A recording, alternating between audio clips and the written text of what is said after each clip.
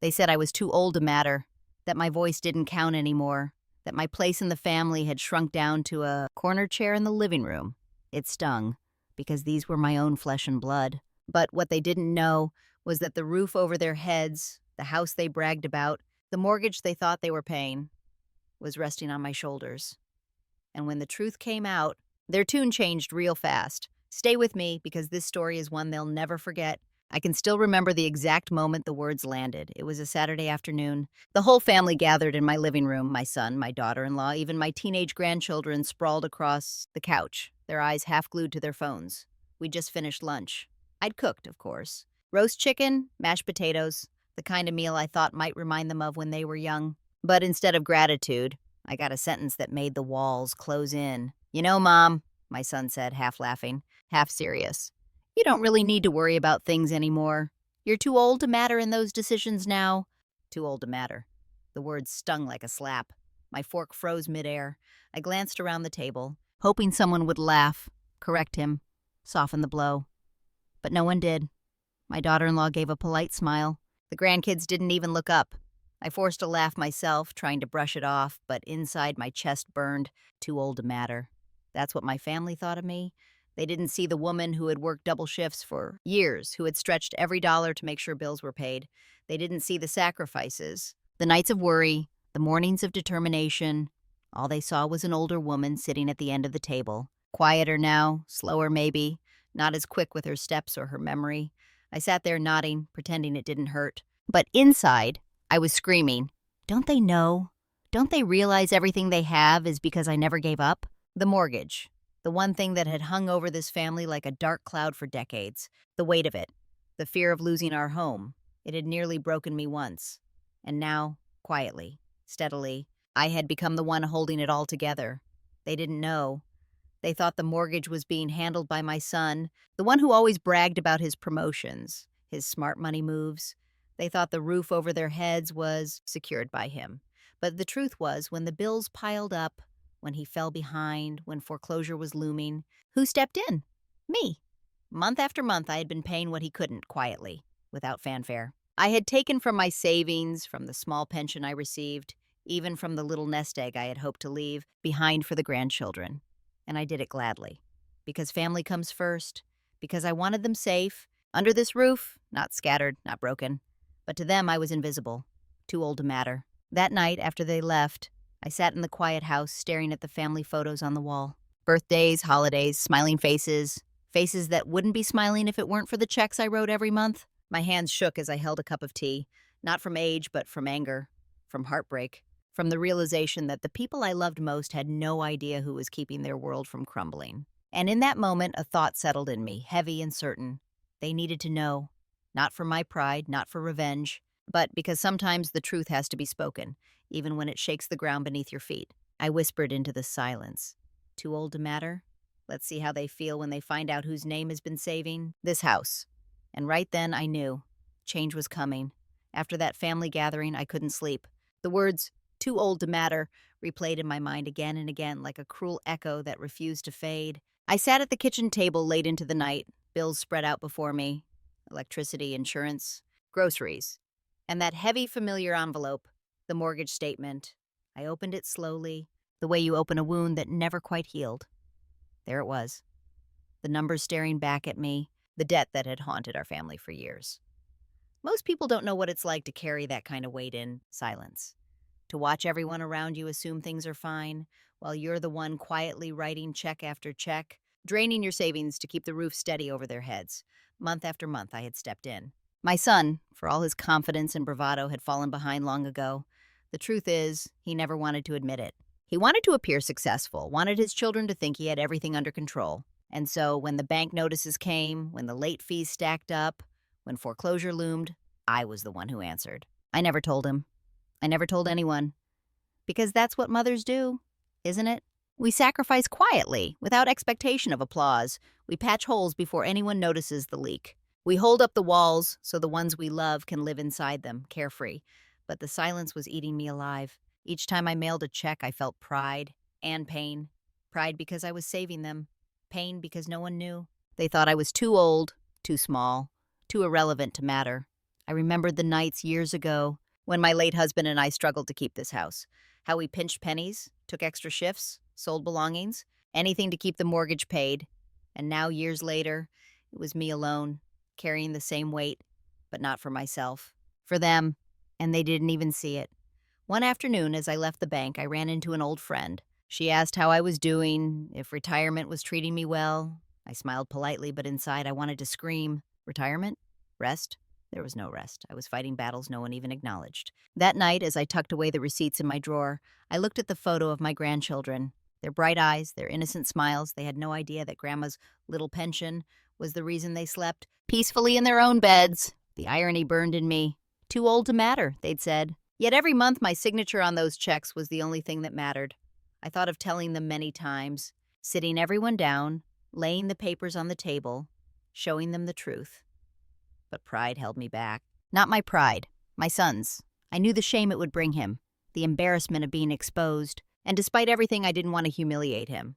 So I stayed silent, carrying the weight, until one evening something inside me shifted. I was sitting alone, sipping tea, when I overheard my daughter-in-law speaking to my son in the next room. Her voice was sharp, irritated. "You need to tell your mother to stop interfering. She doesn't need to worry about money. This is our house. She's too old to be involved. Too old." Again, the words sliced through me like glass. I set down my cup and walked quietly to my room. My hands trembled, not from weakness, but from a surge of determination. That was the moment I decided. Silence had gone on long enough. They needed to know the truth. They needed to see who had been keeping the lights on, who had been signing the checks that saved their home, who had been carrying the weight they thought they bore alone. I whispered to myself, steady and sure, it's time they learn. And from that moment, I began planning how to show them. Without anger, without shouting, just undeniable truth. It happened on a Sunday afternoon. The whole family had gathered again, this time for a barbecue in the backyard. The air was filled with the smell of grilled burgers and laughter from the kids running through the sprinklers. Outwardly, it was a perfect day. Inwardly, my heart was pounding. I knew the time had come. My son was bragging to his neighbor about how well he was managing the house. "The mortgage is under control," he said proudly, waving his spatula like a trophy. "We're steady. No worries here?" I stood by the patio table, clutching a glass of lemonade, my knuckles white around the rim. The lie was too heavy to swallow anymore. I took a deep breath, stepped forward, and spoke softly, but firmly. "Actually, that's not true." The chatter quieted. My son turned, eyebrows raised. "What do you mean, Mom?" I set my glass down and walked to the center of the patio. My voice shook at first, but with each word, strength filled me. "I mean that for the last 2 years. I've been paying the mortgage, every single month, from my savings, from my pension, from money I set aside for my old age. Without me, this house wouldn't be standing under your feet." Silence, the kind that falls like a curtain over a stage. My daughter-in-law's mouth opened, then closed again. The grandchildren paused their play, sensing tension in the air. My son's face flushed crimson, a mix of shock and embarrassment. He stammered, That's not true. I cut him off gently, pulling folded papers from my purse, bank receipts, statements, copies of checks with my signature at the bottom. "Here's the truth," I said, laying them on the table one by one. "Every payment, every deadline, every month you thought was handled, it was me." The papers fluttered in the breeze, undeniable proof. My son's voice faltered. "Mom, why didn't you say anything?" Tears burned in my eyes, but I held my ground. "Because I didn't want to shame you. Because I wanted you and your family safe. But when you tell me I'm too old to matter, when you sit in this house that my sacrifices have kept standing, I can't stay silent anymore." My daughter-in-law looked away, her cheeks pale. The grandchildren shifted uncomfortably, though they didn't fully understand. And my son, he sat down heavily, his bravado gone, staring at the papers as if they were foreign objects. For a long moment, no one spoke. The only sound was the sizzle of burgers on the grill, forgotten and burning. Finally, I broke the silence. "I'm not saying this to boast. I'm not asking for thanks. I just want you to see me, to understand that I still matter. That age doesn't erase worth. I may be older, but I am not invisible. Without me, this family would be standing on quicksand." My voice cracked, but I pressed on. "I love you. That's why I did it. But love doesn't mean I deserve to be dismissed." My son buried his face in his hands. My daughter-in-law wiped her eyes. And for the first time in years, I felt like they truly saw me, not just as an aging mother, but as the foundation they'd been leaning on without realizing it. Later that evening, my son approached me quietly. His voice was low, heavy with guilt. "Mom, I don't know what to say." I looked at him, tired but calm. "Say nothing.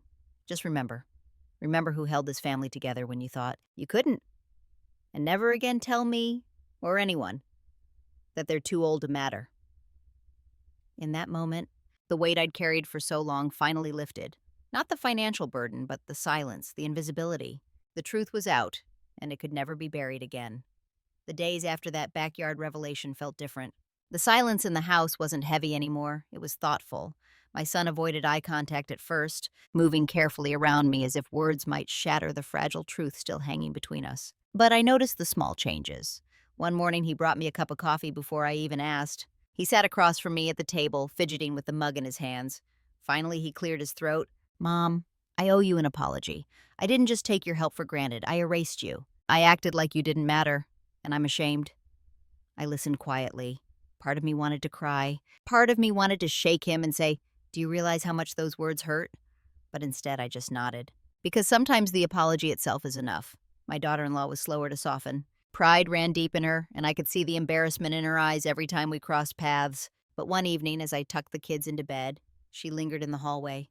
Her voice was hushed. "I didn't know, about the mortgage, about all you've done. I assumed." I met her eyes. "Assumptions can wound."